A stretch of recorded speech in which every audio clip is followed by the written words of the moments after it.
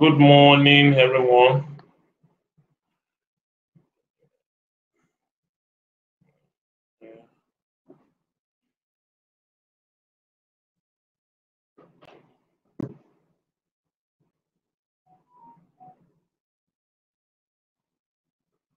Okay, it's exactly 5 minutes past 10, so I think we can just go ahead to today's session of our webinar.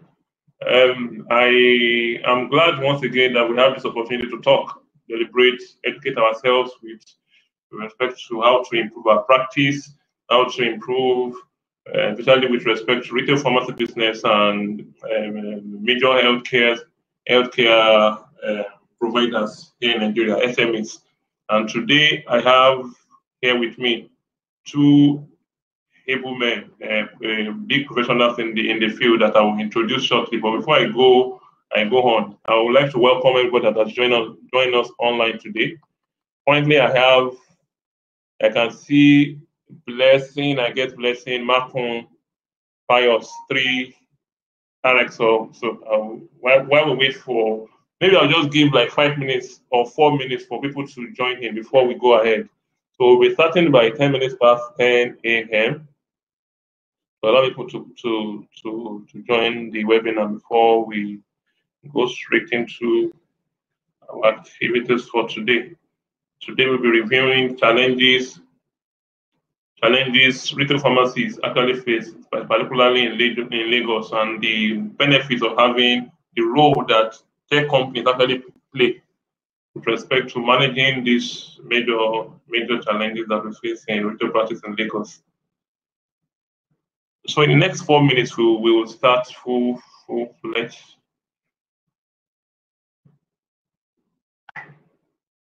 So kindly be patient with us while we allow the other people to join.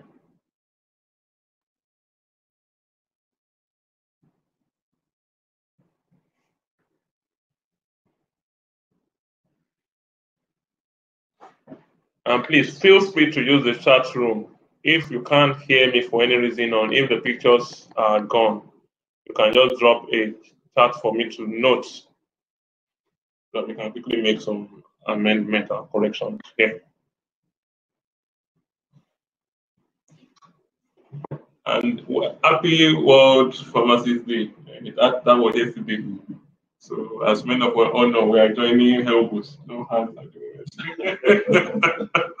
The new number. Yes.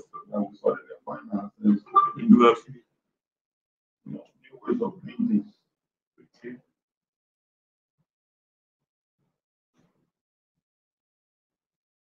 Okay.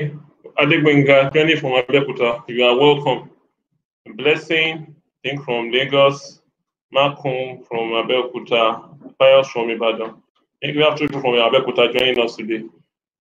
You are highly welcome. Today we'll be talking on the challenges that retail pharmacy business faces in Lagos, Nigeria. So that's the center of discussion for today. And to continue with the discussion, I have the ACPN chairman of Lagos, Pharmacist Olabanji, here in the house, and I also have his assistant secretary that I just got to know recently. So we're talking briefly about those that concern today, and I'm highly privileged to have them in the room with me.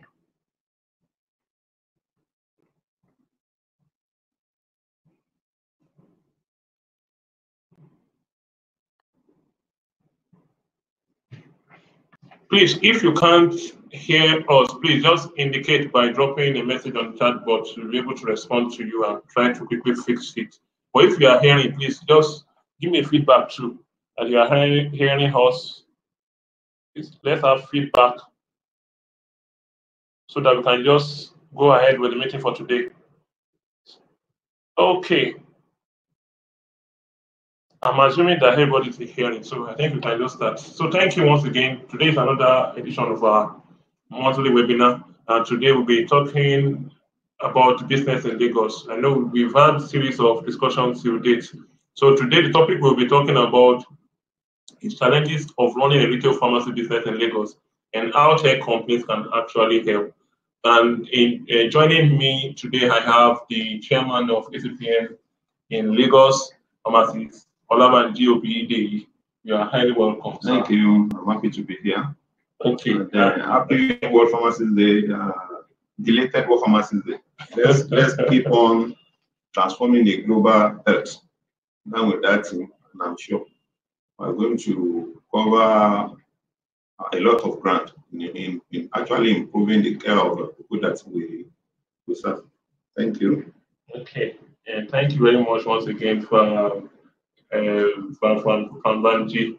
I'm also right here with me. Also, I also have another notable guest. We have Charles Oyeniyi of Drugstore Pharmacy, the MD of Drug Consult Pharmacy, and also he's also the assistant secretary to the ACPN in Lagos. So you are highly welcome, sir. Nice having you here today. Thank you. It's a pleasure that I'm here. I'm glad to be there, and I also want to thank everybody for leave. Happy to be a pharmacist, and I think we hope this pandemic is not holding us behind. We are still showcasing who we are. We are the frontliner, and we are there to help. Thank you. Okay, yeah, that's great to know. So, Olabanji is not new on this business. He has been practicing for numbers of years. I am aware that he has spent over 10 years experience in his own retail pharmacy, Newton Pharmacy, and we're going to learn a lot from his wealth of experience today. He finished from University of Ibadan in 1992. I almost said what I think from Oyeniyi. Okay, and he also holds a master's degree in pharmacology from Unilag, and I'm really pleased to have him here today. So for Charles, maybe that you allow him to introduce himself so that I can hear his voice. Yes, I finished from University of Lagos. That was in 2002, and I've been also my passion is into community pharmacy, and ever since then I've been in community pharmacy since 2002 that I finished. And I have the niche for the elderly. That's where my strengths are always in. So it's one of the areas where I decided that I wanted to be in the community setting. Interesting. It's a privilege having you here today. So my name is Akindele Ogunoiki. I'm currently with RxAll. I'm the head of sales growth, and I also train as a pharmacist. I finished from Oyeniyi, Ilefe. Well, the little experience I had in community pharmacy, particularly retail pharmacy, was basically when I did some internship, not even internship, spent about roughly 2 years with some retail pharmacy owners in Lagos before I went straight into the pharmaceutical industry, where I spent a lot of years marketing and sales before I joined RxAll. So today, I'm confident and happy that I have experienced professionals in the house that will be able to discuss this topic that we have for today, challenges of running a retail pharmacy in Lagos and how tech companies can actually help. So I will start by asking Olabanji, what are these major challenges that we face in Lagos? What are the major challenges we have? Thank you very much. The challenges that an average community pharmacist is saddled with in Lagos, I would say, can be put under different categories. We can classify them as regulatory. We can classify them as being financial related. We can also talk about infrastructural challenges as well as the human capital related challenges. And then we can also there are also some challenges that are actually peculiar to even the client or the customer that we actually serve. In the area of regulatory, it's no news that which I know that in some other states they might be having one issue or the other about a lot of illegal outlets that are bounced all over the places. These are outlets that don't have any registration of any sort with PCN, and oftentimes manned by untrained hands, and they do all sorts of things that even you, that a pharmacist, can never imagine they would do it, probably out of ignorance. And the worst also is that council has not been able to stamp out totally these illegal outlets. Council was in Lagos, I think last month, for national enforcement, and they claim they were only able to detect 264 illegal premises, which for me as a chairman, even we consider as a charity. Because even if you see the area where pharmacy is located in Okoko zone, the number there are even far more than this. So, but they have not been able to do much in that regard. And the one is also that these people are thriving on daily basis. The other aspect again is that even ourselves as community pharmacists, we are not spreading out, we are choking ourselves all in the name of 200 meters. I will give an example. In my area, in the area where I established my pharmacy some years back, when I initially get there, were about 3 of us along that stretch of road. But as we speak now, along that stretch, I'm not even talking about the legal outlet, inside. Along that same stretch of road now, we are about 10. And population are not increasing like that. So obviously, you can imagine what will become of what a daily says and whatever will be, because something that is being shared by people are now, and more are even still coming.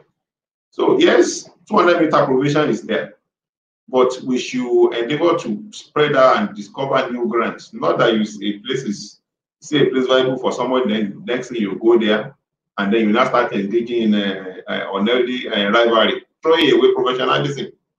So this is one of the, even sometimes PCN compromise on even this 200 meters regulation. I have a series of examples that we have been wanted to be on a running battle with the registrar on it. Some has not been resolved as we speak. And there is even some that are still pending that we are still looking for how to resolve it. So these are another challenge. The wholesalers too. Essentially, I made book to say that the non-pharmacists own wholesale outlets. They are engaged in massive retailing, competing with the retailers. So, and this has more or less affected adversely the price of the retail pharmacy in Lagos, which I believe also will be happening in some other states. But the dimension of this is happening in Lagos is so alarming. The other one is over-regulation. It is the same member that NAFDAC will come to, PCN will come to. Even NDLA of recent have started going around some of our members. I was at NDLA office about 2 or 3 days ago to talk to the commander on this issue. And at least we're able to extract commitment that they are not there to to embarrass or disturb community pharmacy, but just that they want us to cooperate with them in being able to do the right thing. But be that as it may, it's also a form of a regulation. Police, that one has also been, that one's almost a daily problem. Going around to look for only God knows. Something happened in Okoko yesterday, which I detailed is going to go and resolve. They were going around that place to go and be harassing members.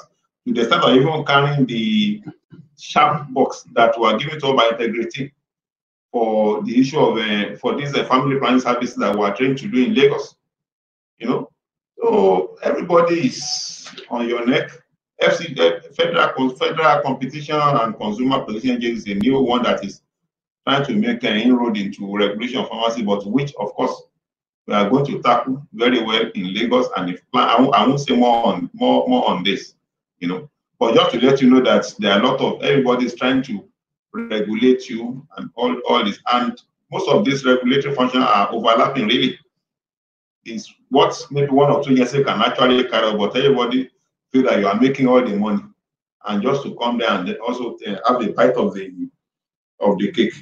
So the regulatory challenges are enormous. Just to limit it to that, I don't know whether. Okay. I think I can take a pause from there. I'm able to at least hear a lot about the regulatory issues, and with respect to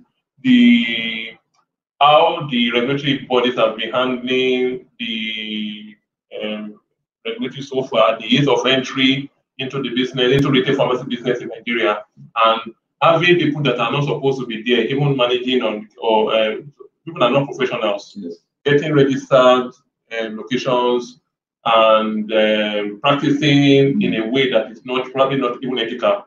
So I can pick those from. But how can we bridge the gap with respect to number of healthcare per head, healthcare gap per head now, and with respect to also limiting and curbing. I think it still goes back to regulatory being able to improve the level of practice, quality of practice from people that are currently registered in Lagos. I know Lagos has the highest number of retail pharmacies registered in Lagos.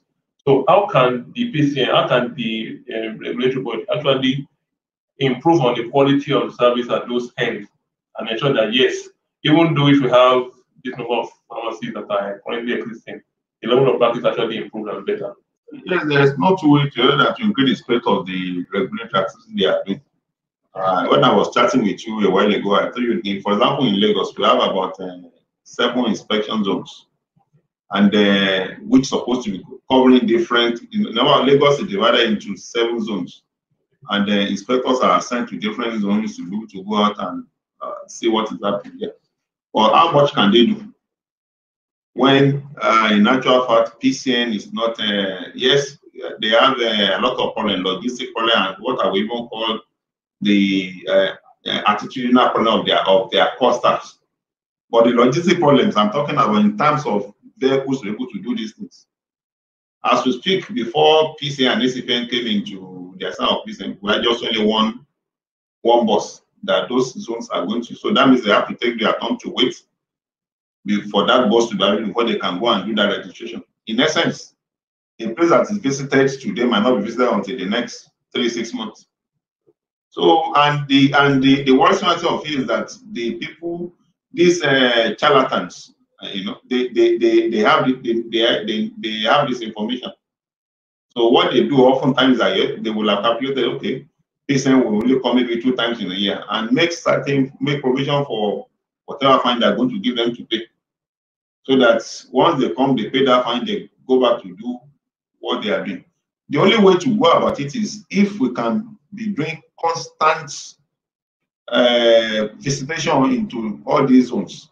You visit a particular place today, and then you're able to give them, close the place. The following, you go there again. By the time you go there several times and you are punishing them, some of them will change their line of business. But in the situation where you go and you won't go until the next 6 months, you can't achieve anything like that. Again, too, I might need to add here, part of the problem is even caused by us, even with pharmacists. Because some of these so-called wholesalers that we are even saying are retailing, or they are doing some of them, yes, wholesalers can be owned by a non-pharmacist. There's no law that says it should be exclusive of pharmacists. But it's weird that I remember that I registered them. But you register a place, you just go and hang your license there. You don't even go there to go and monitor what they are doing. I was in the NDA office 2 days ago. These are the things that the commander was even saying, which I know is the truth. So there are places you even go to. I remember during the enforcement we did 2016 in my zone. There's particular premises we got to. Supposedly an wholesale outlet. The area where this pharmacy was located, there is no retail pharmacy within 500 meters radius. So who is he wholesaling to? And it was located within the local community in that place. We got there and we saw he was packing paracetamol, canteen, vitamin C, and all those stuff. He was basically engaging retailing. And the question is, how do council even register this person in the first place? But council will tell you that yes, the man met all the requirements, this and that. So law doesn't prevent them from registering. Why you know that this person is going to engage in a retail practice? There are even instances that institutions are even unconfirmed that even some of the so-called PCN staff instigate people to go and register as wholesale.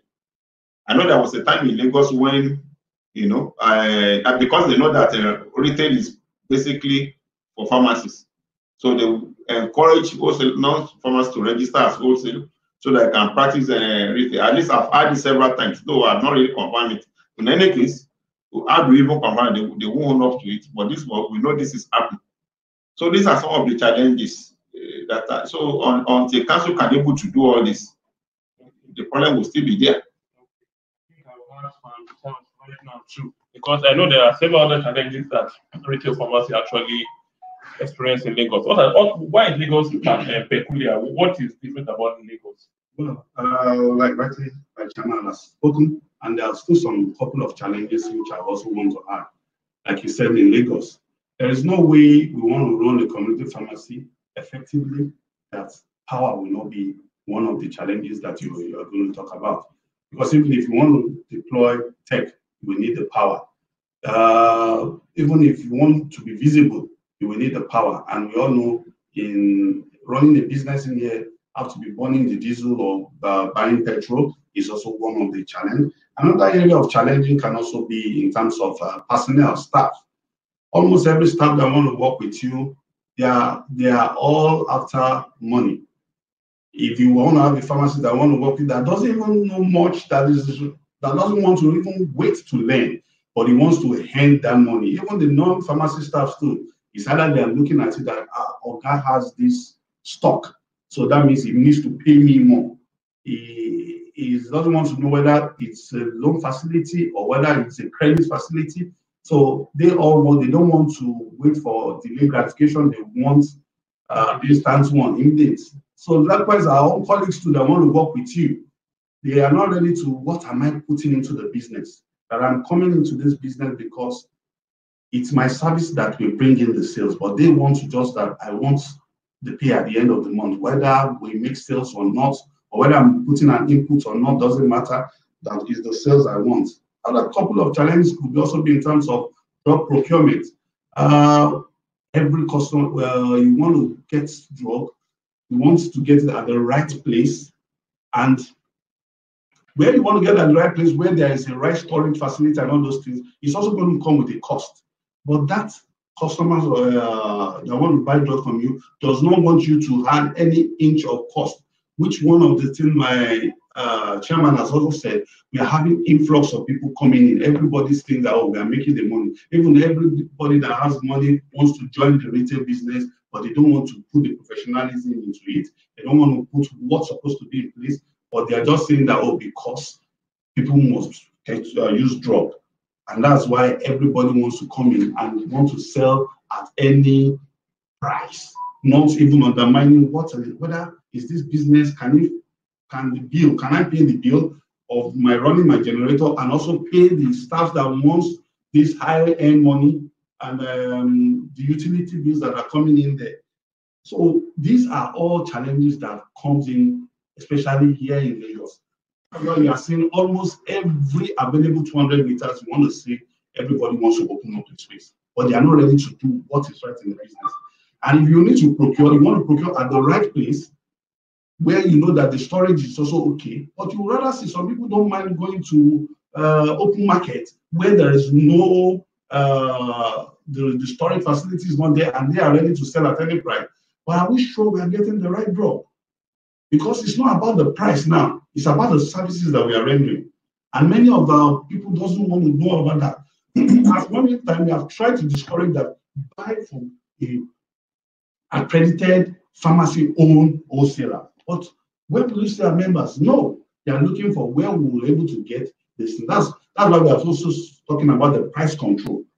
But if we all put the vote we sign first in our heart, we all know that we are looking at the benefit of the client, not about the profits that we are talking about. So there are enormous challenges that we are all facing, which if we need to talk about it, if our time will not be to buttress on that issue.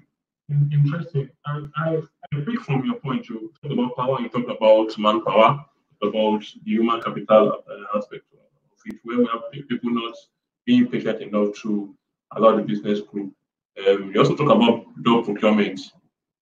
Well, I also want to ask another question, I think, to you right now too, about getting finances to even run. Is that also part of a critical challenge that we face in Lagos? Oh, of course. Having access to funds to be able to feed the premise and even expand if case may be. Of course. You know, like a community pharmacy is a retail business, which is an entrepreneur, is a business. So without fund, there is no way. Without you having the stock, there is no way you want to make that business to grow. And where do you want to get the finance from banks are not ready to help. The interest rate is on the high side. Even if you want to get a credit facility from the supplier, there is a time frame they want they will give. And so that's also the need for us to have a proper control of the business, because if you don't have proper control of the business, the staff that you are having, they don't know that you are getting this thing on credit. They are thinking that, yes, we have arrived. They also want to steal. They don't want this business to grow.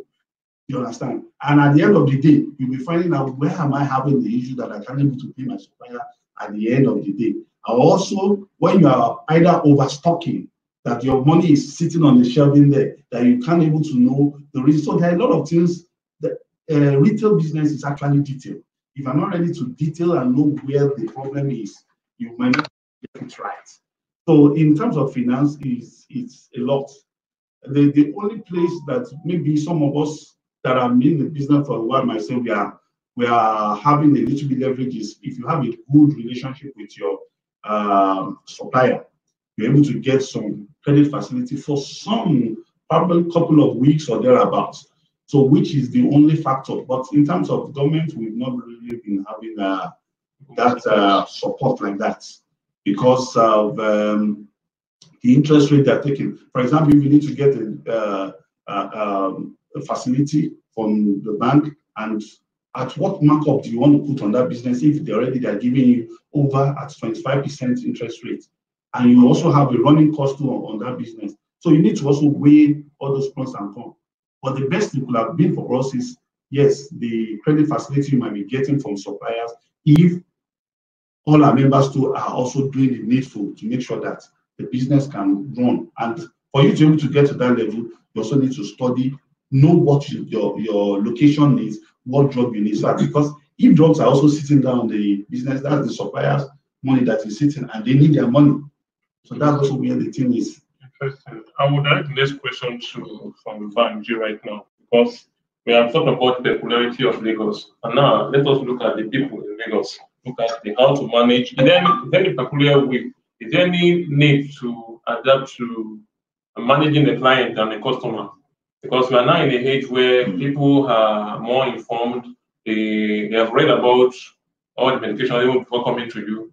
Or is there a particular way to manage? Is there a difference in managing people, your client, and the customers? One, with respect to in dealing with them, having to counsel or engage them when visit your pharmacy, and also about managing their information. Are there ways that you have? Are there methods that you have personally explored at your pharmacy? Yes. Or are there ways that we can actually? Thank you for the question. Really, without a customer or client, there won't even be any business. And which means that the way you manage, the way you relate to them is very, very sacrosanct. If you must have a successful community pharmacy practice. I think the first thing that I want to mention in that area is even the experience you as a pharmacist have gathered over years. And that's why for me, as part of the things that President I'm going to mention, going to community pharmacy is not something that that you can do just in the jiffy, that you finish within 1 year or two because your dad had money, you start. It doesn't work that way. The experience is very, very, very, very important. In my own pharmacy now, in fact, because of the nature of the office I occupy, meetings here, meetings there, people still prefer to wait and come and see me when I'm around, because they know that to the glory of God, because it's not by my own. Once I handle their case, this is almost, the problem is going to get resolved. At least for those ones that I've handled personally, and if it's the one I cannot handle, I refer. So the customers over time have developed that confidence in my ability to be able to address their concerns, their health needs. So, and these are things that one, gather over time from the experience in the hospital. I was some years manager and chief of United Bank for Africa PLC, and then so that's one thing. Experience is very, very important, and how you develop yourself too. Coming to customer service, this is an area that is very, very important. How do you live with your customers when they come to you? Do you frown at them? How do you welcome them? And things like that. So again, having very good customer relations service in pharmacy is going to, even like I used to tell my sisters, sometimes whenever there is one or two issues happening, I said, don't worry, tomorrow somebody is going to open across in front of the premises there. And if you are saying because you are the only one there now, you are not using them very well, the moment they see another one there, they are going to all move to that place. But now, treat them as if you even have somebody competing with you right now. And that means that you take into interest, you take into consideration the way you relate with them, the way you talk to them. You should be friendly with them, you know. Yes, I know that there are one or two issues inside where there are conflicts. Like somebody bought something now, then the next day is coming to return it. That one I don't even take back. Because one, it's even against the ethics of the profession. Something that somebody has taken, or you know what has become of that particular medicine. So we have issues along that line, and we've explained to the whenever such happens, it's not about quarreling or fighting with them. It's about trying to explain things to them. Yes, some of them will still go with this feeling that the thing should have been taken, but at least you are there. And I told my staff something. If at all we're going to go chase any customer away, let it be me that will do that. Because I'll be able to manage the situation better than the way they are going to do it. So customer relationship is very, very key and germane to successful having a successful community pharmacy practice. So, and if I may just say one or two things about the question you asked about why the peculiarity about Lagos the other time. If you look at the cosmopolitan nature of Lagos, where people from all walks of life come and stay and do business, the ports are there. Lagos is not really a civil servant state. You know, you have people who are doing big businesses there. Most of the ports are here, and even the population is there. So the belief is that yes, community pharmacy is going to try better in Lagos than everywhere else, and that's why you see influx of people coming to Lagos on the basis to come and establish their own practice there. So I think that accounts for why that. On the issue of the finances that we were discussing the other time too, my Pharm Charles has talked very well in that regards, but I wanted to add that even we ourselves, because we have, by the virtue of the vantage position of our ACPN Chairman Lagos, have asked us to intervene in many cases. As we speak now, there's a particular pharmacy, I'm not going to mention it, in Lagos, where at least not up to about 20-something clients, not more than, close to about 20-something clients are even owing money, running into millions of naira. These are not saying that has given credit out of his own free to assist a colleague. And they finish selling those drugs, they refuse to pay back. Some of the matter has even been reported to us. We are trying to see how we can investigate the matter. You know, some owing as far back as 2005. It's not, for me, we are not being fair to that particular pharmacy, you know. So again, too, we as pharmacists too, we need to also change our attitude towards the way we look at certain things. For me as a person, there's always this maxim I used to say, I will do unto others the way I want people to do to me. Because somebody who has given you his drugs to go and give you 3 weeks, 1 month facilities, and then you sell those drugs, you refuse to pay back, and you even go to other places. I don't think we are being fair to them. So these are some of the things I just wanted to add to that. Thank you very much. Yeah. And I will now go back to Pharm Charles, because I know we talked about talk about the management of our clients. But there is another one that I really want to raise back to you. Is there a need to manage customers' information as they come visit your premise? Do you have any way where you manage their data? Yes, like we have been hammering on this. If you are not adding value to your clients or customers, they won't come back. You are not the only one. Almost every, if not less, almost every 200 meters away from you, every pharmacy is springing up. So they have the same ambience you have and also have everything. But why would they come back to you is the value you are adding. So when you get the numbers, you see, it's not, a customer wants to know how much you care about them, not just because you want to collect money or you want to sell drugs. Anybody can sell drugs, but if they know that you care about them, that you are adding value, not just you walk in here, yeah, what do you want to buy? You want to buy anti-malaria and just give. But do you take time to what? Detail them more. And that they know that, oh, this person care or this person know more. Like the chairman was saying, why would somebody who want to wait in the evening to see him when there are other people there? Because they know that, oh, this man care about me, he's going to ask more questions. And they rather want to wait and come to that. So having our customers' profile or details is important. And if all pharmacists can know that, they will know that it's going to make a lot difference. Imagine you walking into a pharmacy and you've been buying drugs in there and they don't even know your name. It's a different when you walk in and they say, oh, Mr. Akin, you're welcome in there. You feel more at home. That, oh, this is my pharmacy. And they want to walk in there. But many of us just want to it's the money I want to collect. But I'm telling you, it has gone beyond that now. If we don't start knowing how to manage our clients, how to get their details, and also making sure that we are adding value to them, we will just find out that we are just only existing. Because you are not the only one now. Almost all around, everybody is competing for that same population, that same customer.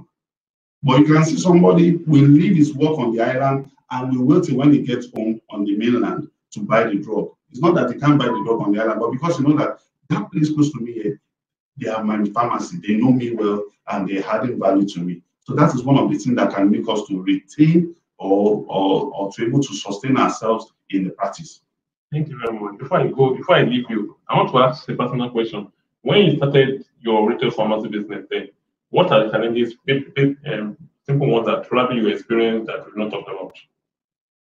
Yeah, the one we have not talked about, maybe that I experienced, apart from people to work with, that is human capital. The other area will be those customers wants to, they are majorly about the price sensitive. They want to talk about that. Look, in fact, with ₦1 difference or go down more, they don't want to see that you are the professional, that you also want to pay yourself. But they're like, oh, and that's maybe even a patent medicine, comparing you with a patent medicine stock that I can get this drug at ₦100 lesser there. And they would rather go there than to stay with you. So, but it's still now with time, we can't compete with the patent medicine or compete with you, even if it's your other colleague that is selling lesser, because sometimes many people sell with a lesser price, not knowing they are shooting themselves at the feet because they are not even sure whether are they making profit. They just want to see in front that I'm selling. But the only thing I have been able to overcome that is by trying to add value. That those that understand value want to stay with you. For example, why would some people want to go and buy a bottle of Coke that they will buy in my pharmacy at ₦100 and they will go into an eatery where they will buy it maybe at 150 or 200? It's because either they know that they are going to get more value there than anywhere, or the one you are even saying, even in the odor that you see on the same. So it's still all point out at value. So one of the things that we are still facing there is that price sensitivity. And it's still a challenge because most of the time we lose a lot of our clients to that price value sensitive issue. Thank you, Pharm Charles. I'll continue for what I'll now ask Olabanji from you. So to get his own perspective to this, that how do you manage? I want to continue from there. Pricing issues, managing customers with regard to pricing issues, and also product availability. Sometimes you want to come around and want this product not available. How do you manage your drug inventory to ensure that products are always available and you're able to meet their needs? And also pricing and possibly, I don't know if you do delivery for them. So how do you manage that?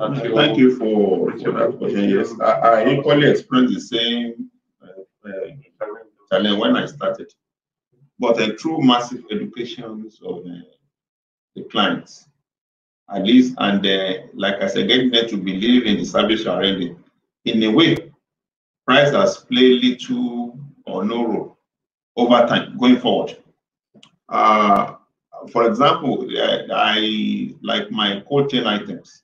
There's hardly any time you come to my pharmacy that you will see either generator being on, or I mean, if the NEPA light is on, it will go, but if not, generator will be on almost for as long as I open. And that has been one selling point for me in the area of Olabanji products. There was an instance of somebody who came and said they were selling insulin 3,000 something somewhere, when I was selling around 4,000. And I challenged him to go and buy and bring. And then, but observe whether that thing will be kept in the fridge and all those things. He actually went and he came to tell me that, yes, okay, I've seen what you are saying. No, and my own is always kept in the fridge because that is always there to maintain the cold chain. Again, too, I was talking to somebody of recent who was complaining about my price is more by 15 naira, this and that. And that's okay, but you, why didn't you go to that 15 that place and go? I said, because I believe so much in what you are doing. I know you won't go and relabel expired drugs and things like that. So through massive education of clients as to why a price is what it is, at least, even if not all, the majority of them will still stick to you. Especially when they know that the quality of drugs you are selling is very, very high. You don't cut corners. So that is one thing that is I would say is my selling point in the area where I'm practicing. I might not be the one that have the best price. People still come because they know that whatever dog we buy from you, we know it's genuine. In the area of managing the inventory, I'm actually using a software for that. And again, too, the staff has been trained because I might not be around to do some of the because software as it is. If you are not meticulous about what you feed in, if you put in garbage, it's going to give you garbage. So there is a staff that have been trained to input all these information as a drug has been dispensed. It's real-time online posting. So at any given point in time, I can know what the stock level of my drug service in the store, in the pharmacy is. And that usually guides our procurement practice. So that is being done on a daily basis. And even the good thing about the software again is that it's also able to capture the expiration date. So drug that is going to expire in the next 6 months will have been fished out, a sample of them brought to my office so that whenever I'm seeing clients that I need to place on 1 or 2 drugs, I use those drugs. Though not because they want to sell, but because I feel that they are going to benefit from it. And those ones that eventually expired are removed promptly. Because when another comes visiting and they see expired drug on your shelf, they don't want to take believe any excuse, I forgot, or they believe that so long as it's on your shelf, you intend actually selling it. So that software has able to help us to go to remove the expiration drug from the drug that is expiring from the shelf and kept in a segregated place where I don't get mixed up with the also one. As for the drug that we don't have, I know it's not possible for any pharmacy to claim that it has all the drugs. There are some drugs that we actually place on buy on need arises, so as to also reduce our losses through expiration drug expiring. Those ones within 24 hours. Once the patient agrees to whatever price you tell him, we have a way of getting it across to them. But there have been instances where you bring in medications like that, and only for I know I've experienced on 2 or 3 occasions where the client now come and said, "Oh, they say you should not use it again." And of course, you can't return those drugs back. Those drugs eventually expire on me. But since that incident happened, the policy I now adopt for those special needs is that we tell you the price, you are going to pay ahead. And we are going to also let you be aware that once you are paid and we have brought in these drugs, you can never take it out of it again. You know, maybe at worst, even if you are not going to use it again, you would rather wait until we're able to sell the drug to dispense the drug to another person and then get the money for you. So we have that understanding. It's a way of trying to maintain good customer relations so that to resolve whatever conflict that might have arisen from that kind of arrangement. So these are some of the things that I'm currently doing. At least it's working for me in a way. Thank you very much. Yeah. So, I would direct the next question to Pharm Charles, because I want to ask if you have ever explored the use of service of any tech company to improve your operations, to improve your maybe efficiency or inventory and sales growth. Have you explored one? And two, were you able to experience any improvement with respect to all those critical factors? Maybe your efficiency, maybe your operations improve, maybe your sales, maybe you also experience sales growth due to the use of the services of these tech companies. Okay, thank you very much. You see, any community pharmacy that is not at this stage employ the use of IT or software is not yet in business, because there is no way without the help of technology that you won't be able to know the details of what we are doing. In fact, I would say this will be the fourth software I'm using. If I'm not comfortable with any software that is not giving us the desire of what we want, we keep looking for how we can improve better and better on it. Because the essence of that business is to understand what your stock is. Is your stock that gives you the revenue? And if you have a software, like my chairman already said, if you have a software that is not even indicating you when it's going to expire, you won't know when your stock will expire, when you have over maybe 1,000 SKU on your shelf, and how do you want to know? So even the software I'm using presently now, anytime we open the system, it will pop up the drugs that will expire in 3 months' time, because they've already set it. And from there, we begin to look at how can we quickly get rid of this one so that it will not be a loss to us. So I will know that these are the first thing we move. So everybody, once we open up the system, it pops up. And not only that, it also helps us in knowing that, oh, this drug has been long staying on the shelf. For example, maybe you have a drug that has been staying maybe 1 year or even 6 months on your shelf for long. That is money that has been tied down. You will know that this kind of drug is one drug that I need to be stocking in larger quantity, maybe just one that is not a fast-moving item. While with the help of the IT tool, that one will be able to tell us, oh, these are the stock that is moving fast. Oh, these drugs, we consume such drugs at this velocity in a week. So you know that if we are procuring maybe once in a week, such kind of item you are going to procure maybe a week and some days, so that you will not be out of stock on it. So with the help of an inventory software like that, we help you to procure rightly. So you will not be having either drugs staying on your shelf for too long, that is money tying down, or you are understocking, so that when people come, we always say we don't have, because you don't know the velocity ratio of which a particular item is doing. So an IT thing, without it, in fact, I don't know how you want to do. I remember when I first started in those days, when we used to use Bing card, it was a stress.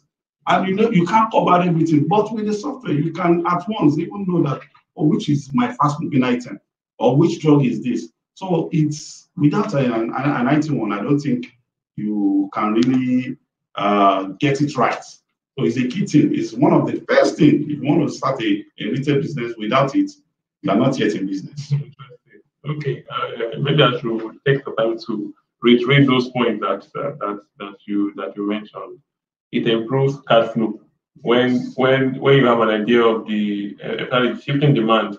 But another thing is that sometimes you keep some stock, and then that people are changing. Like during the time of the corona, everybody is asking for vitamin C. So that the request for vitamin C just jumped up. Request for products like hydrochloroquine, everybody wanted those products. But if you open a pharmacy and you don't have them, you will come in and you have. So the software also has a way of showing the product performance, showing the performance of all the products, and also indicating where you should actually put the fund, where you should actually which products to actually procure and keep on the shelf. And also that, like I mentioned, it helps your cash flow, because if it's available, you sell it. You have money moving and not having stock and tying down and staying on the shelf. Another thing is stock taking. It's easy ability to do your stock taking. You have an idea, you have a full grasp of an idea of all your products per time on the platform. You can have access to see your inventory per time, and there's a need to also do the physical part. Maybe we have maybe routine checks, confirming if the physical stock is actually in alignment with what is implemented on the software. Oh, of course. Like my chairman said, you see, software will not run on itself. You are the one that will run everything. And it is if you are not checking all those things, your shelf physically on the shelf might be telling you that you have 4, while the system is telling you have 10. So that's why you also know there's an abnormality. Yes. So it's, in fact, our policy is once we are bringing in drugs, we check the system. What's this say physically on the shelf, and what's the system saying? So if there is not, we have to make sure at that point we niche it, we correct it. But if it's not correct, there is no way you won't get the true value of what we are. So you might have been out of the stock on the shelf that there is not, and the system is telling you. And when the system is telling you, that means you won't be able to go and procure because you thought that the system says you have. Meanwhile, physically you don't have. So we need to also be checking that on a regular basis. Once we procure, we do that. Because if you don't do it, the system will not work until you to manpower that is assigned to it. Like my now on Sunday, he has someone dedicated to that. So you can able to hold somebody responsible. That means you have not been doing your job. How come that this system is telling you we have this and physically we are not having that? So there has to be a check and balance.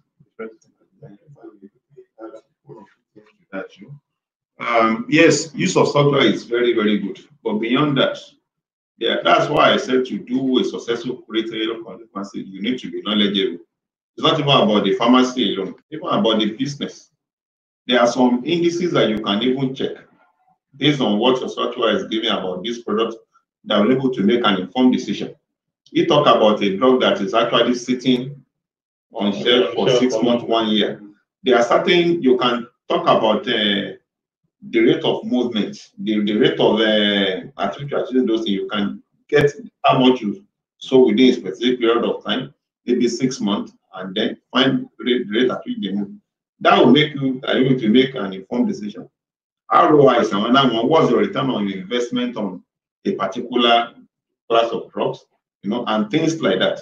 So beyond you having somebody who is doing this for you, you need to have some economic indices that you can use to actually determine whether that business is viable. I have a brother who is a medical doctor, a consultant. He has a very big hospital, and that was time we were discussing, and I asked him, how much is your turnover rate? I asked him some years back. He said he didn't know.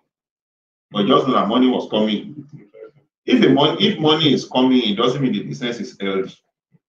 So you need to do some accounting. Yes, you are not striving to become a fool, but there are some basic accounting stuff that are supposed to be able to know yourself, to be able to carry out from time to time, so that it will tell you the position of your business, like the one that this guy in Pharm, yes, which in fact he is one person that has actually contributed to building the capacity of community pharmacists in Lagos through this is a program, Pharm Alliance, and so I know that there is hardly any time it comes to present that people are not challenged to start going and be doing 1 or 2 things in their pharmacy, to see whether the business is there was time we talk about Rebecca software. It looks so simple, but in reason when you apply that thing, it gives you some information about what your business looks like. So what I'm trying to say is that as a pharmacist, yes, I'm not saying we should be jack of all trades, master of none, but since you are into community pharmacy business, you should have some accounting background that you can use on your own to even check whether our business is doing well. Something happened in my premises about 3 years ago when I was the vice chairman. I just got to the premises that night. They were about closing. There's a particular Excel program I designed on my own. That even if I'm not around, once I key 1 or 2 things, it tells me how much they made that particular day and this stuff. We're about closing on this very day, and the sales girl told me that they had the excess of 3,000 naira. So and I said, okay, no, then the next night I opened that and key in the figures, everything they claim they bought. I'm even using their information. I'm not even, it's a difference to say, okay, they bought how much? They bought it 300 and one should have been 200. I'm not even querying that. But key in the information they gave, and I discovered to my surprise that they had a deficit of 9,000 naira. You know, when I now say what happened, then I say, they sorry, this is happening in the morning like that. Though we're able to resolve that matter after for the night, they know that it was a mistake on their part. Nobody actually stole any money. But because my staff already have denied that this man, there's a way, even it's not, there's a way he's going to manage that. Even if they wanted to commit any fraud, they would think twice. Because they know that I will be able to get hold on them. So you see, we should also cultivate the habit of developing ourselves too. And that's why I said having money is not enough to say, okay, I want to go and do community pharmacy. One, passion must be there, and then you must be ready to learn and to be able to also even go into other territories like accounting, like information technology, to be able to add value to what you are currently doing. Thank you very much. I've not been looking at the chat, but I think I have some points coming out right now. Okay. If you have questions, I think it's time for us to allow people to ask questions from the audience. If you have questions, please just quickly type it on the chat box so I can raise it and I can ask. You can also demand if you want a specific person to attend to your question. Okay, it's great to join in from Adigbenga said, great to join in. Thanks for the initiative. Adeni, good initiative. May God help us all. Darius, what is ACPN doing to protect pharmacies from the influx of chain pharmacies? How can pharmacies survive? Good question. Please, let me just go through. Okay, I think I can direct that to. Okay. Okay. Yeah. Okay. What's ACPN doing to? It's a very good question. Really. Protect pharmacies from the influx influx of chain pharmacies. Our concern at ACPN Lagos, even ever before I became the chairman. Since we had the information that they were trying to do another pharmacy council law, and to be honest with you, even though I've not seen the law, but this has been well entrenched in that thing. The new law, if and when it is passed, is the way it's done is that the ownership of pharmacy has been diluted now, and that's the truth they had in it. In that they have given leverage to even pharmacies to go into retail, but it has to be retail chain pharmacy, whether it is foreign or local, But the thing there is that what we are currently thinking about in Lagos, which we are even working towards now, is group practice, because that's the way to go really. CVS pharmacy in UK, in America, and then this one, this one in Boot is everywhere in UK. And that company, I'm very sure they are just waiting for that bill to be accepted. The next thing they will come to Nigeria. And these people are coming with foreign loans that there is at single-digit interest, and which they are even going to pay over a long period of time. While you are struggling to buy maybe a carton of histamine, they can even buy the entire histamine in fitting. And if they do that, of course, they are going to have a discount for the bulk purchase they are doing, which they can even sell it more, even at over a little above your purchasing price. And if that happens and it affects most of the items, let's even say 50% of the items you are carrying, are you really still in practice? So coming from that, ACPN Lagos is talking about good practice now. Well, we are currently discussing about it, and what we feel as a really way to go. So we are looking at different models because of the peculiarity of who we have in Nigeria. I'm sorry to say that trust is not really there. I know I attended one meeting at one time when a doctor was sharing his experience. 3 of them came together and established a joint practice. The thing was booming. Suddenly, different interests started coming up, and then to come long story short, as it is now, that company is no longer in existence. So we are looking at different models, we are looking at a model where we all adopt the same name, but we might still be the owner of our individual premises. We are looking at a model where, okay, we even collapse to form one big chain too. National too, as I'm speaking now, is also thinking about that. They are talking about transgenerational pharmacy practice, you know, which is being fashioned towards the one somebody from Canada presented to during the Kano conference, where they said in the United States they have about 400 groups in that particular chain. So these are all the things that we are looking at, you know. But like I said, because the peculiarity of even we as Nigerians, trust not being there, and so many other things, one has to be watching before we can say, okay, this is the way to go.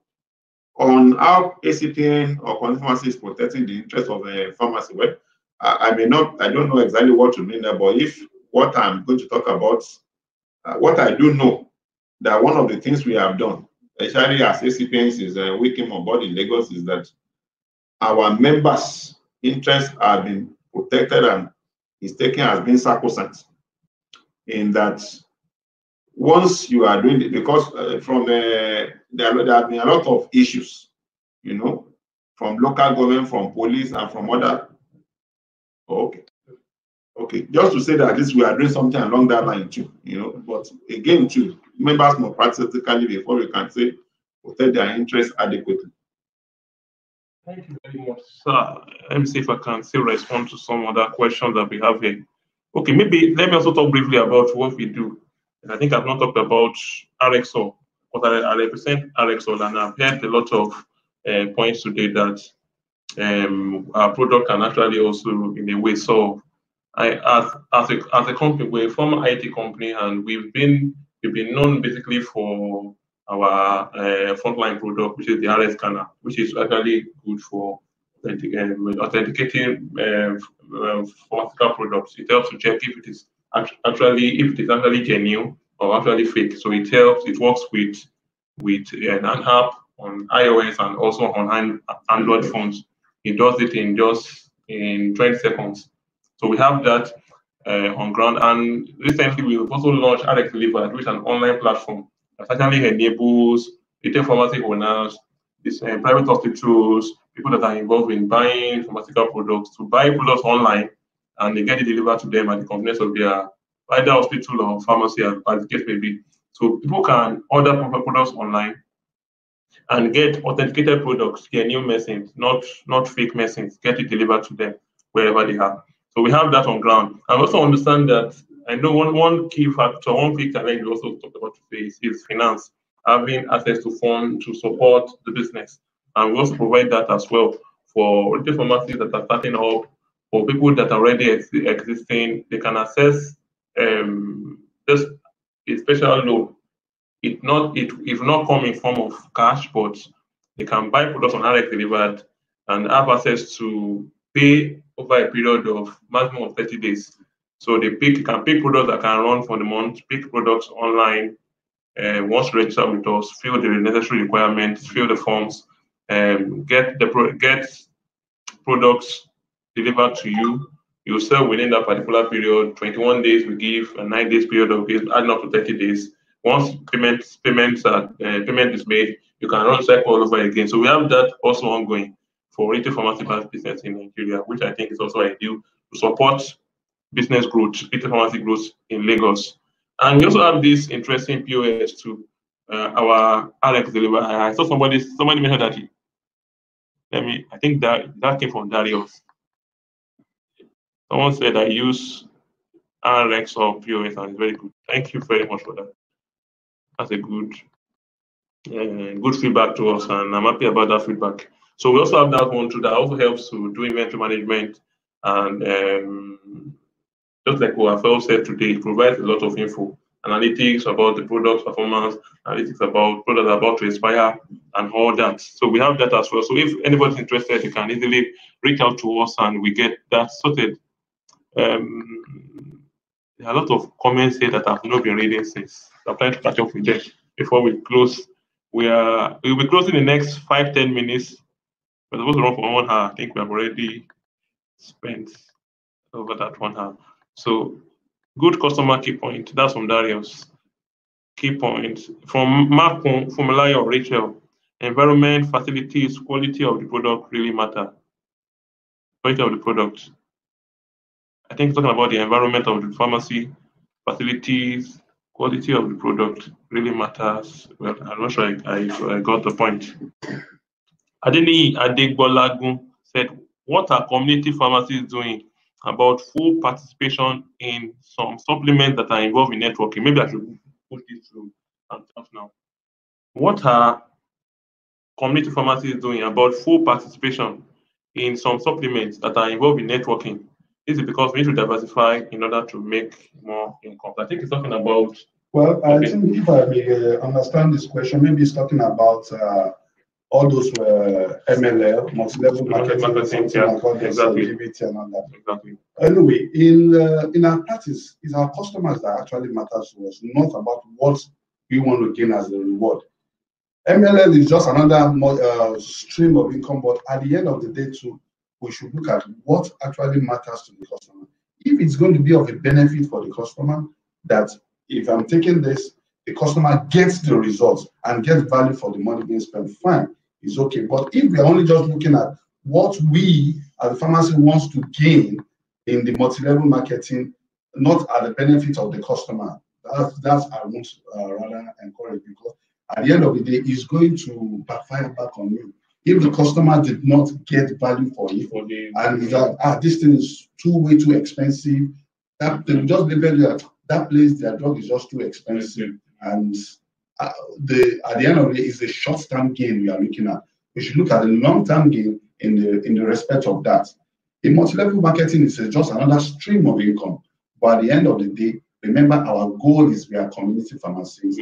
We are there to add value to the customers, that they can able to come to us and entrust their health in our hands, not about just what we want to gain, but about the service we want to render. That is the area I will look at that. Thank you very much. I think I'm going through all this. Yeah, I think I'm having some messages to each other. So thanks for the delivery so far, quite robust. That's from Adebinga.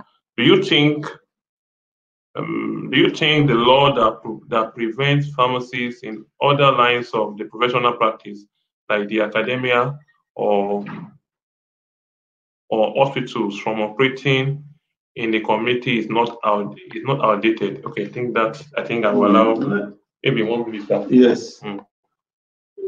For me, it's not outdated. And I've said nobody is actually preventing anybody from operating community pharmacy.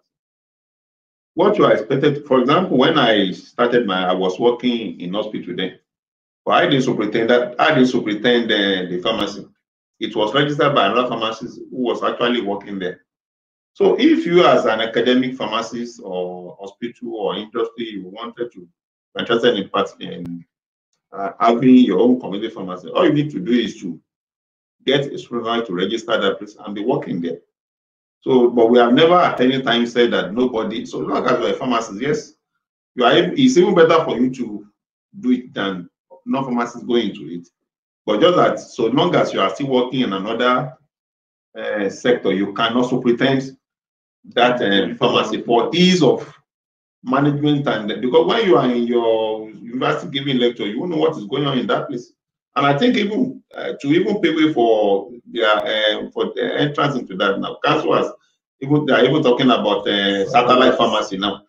You know, where you'll be allowed, because you are a pharmacist, even though you are working in other technical hand, but you can have a fund that's affiliated to an existing community pharmacy in a remote place, in an underserved place, so that you can also still, anytime you are available, you go there and go and practice. So that one is good. But even if you, as an academic pharmacist, if you still want to do community pharmacy, yes, in the evening when you are less busy, or if you don't have any lecture, you can still go there and go and practice, even if you have somebody register for you as the main pharmacy. You can go there to go and practice and get experience. So I was talking to somebody in Dubai some years back. He's a lecturer from State University. He said, you community pharmacy, you are the one that is not allowing us to practice. And I said, it's not about us. This is what the law says, you know. So it's if you're a pharmacist, you want to practice, just make sure that If you are not working full time in community pharmacy, you can have your own, but let it be registered by another pharmacy and then let it be managed as such by the pharmacist. You can go there in the evening or anytime you have a chance to also go and work in that place. Yeah, thank you very much, Banji. Okay. I think let me just read the last few. Okay, thanks for the information. So though I came in late, that is from Christian Oko. Can I get a copy of the webinar? Yes, you can. Okay, I think my team member will respond to that. If you registered for the webinar ahead of time, you will get a link that shows that will allow you to have access to the recording. So you can have access to it. Then satellite pharmacy. Okay, great idea. It just crossed my mind. Okay, that's from Adegbenga. Yeah, thank you very much for the time. I think it's the time to draw the curtain. Okay. Okay. Okay. Okay. Because the emphasis now should be on 24 hours pharmacy coverage.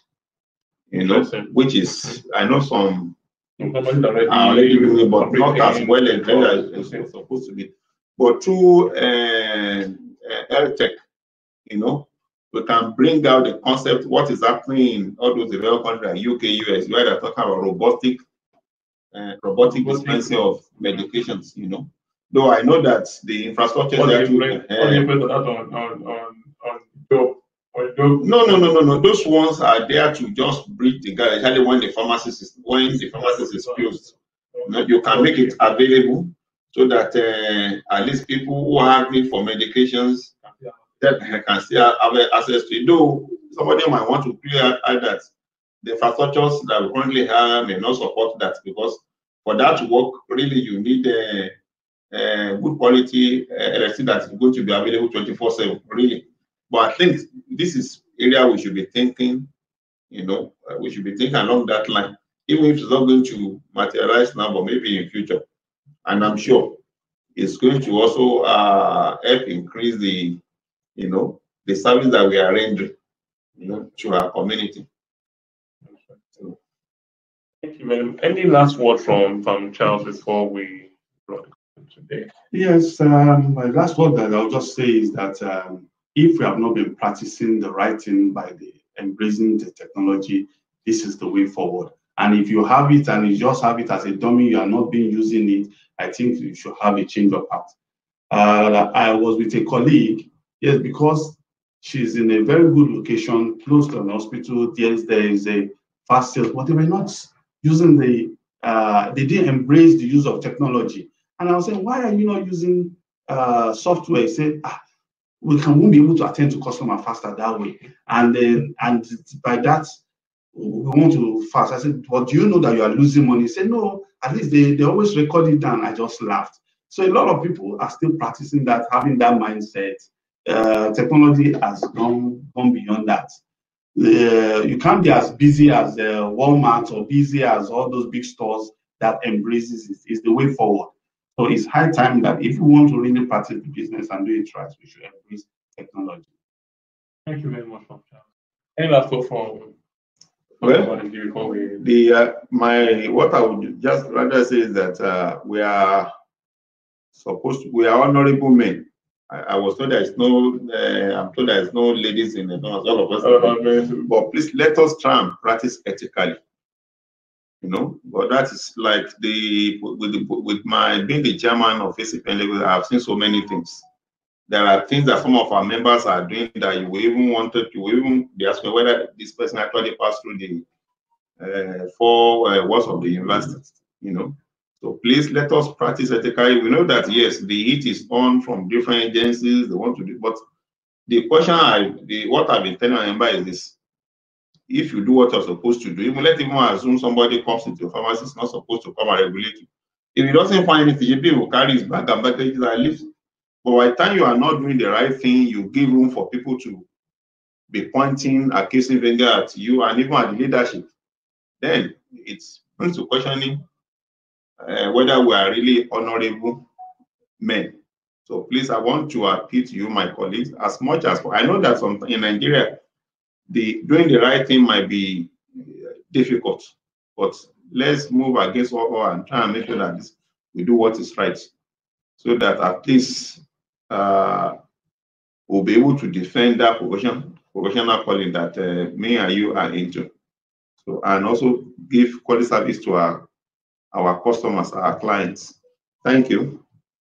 Thank you very much again. Thanks, thanks. It's really great having the two great men of ACPN right there today in the same room. We have the chairman once again from Olabanji and the assistant secretary from sales that has been with us for over an hour, and it has really been awesome having them discuss on challenges we face in retail pharmacy in Lagos and the involvement of tech companies in improving services. So today, I'm glad we have come to the end of today's webinar. We look forward to having for the next session. Next session will hold on the 31st of October. So let's make it a date. Same time, 10 a.m. 31st of October. We're having another interesting topic to talk about. If you have comment, if you have any interest you want to discuss on, please just drop a comment over there. We'll take it up from there. We like to have your feedback. We would like to hear from you, and we'd like to see areas where we can also improve and make this webinar better and better per day. So thank you for today. Okay, thank somebody. Adegbenga, thank you. Thanks so much, gentlemen. Great job, OAU alumni. Thank you. Yeah, have a great weekend. See you another day. Thank you.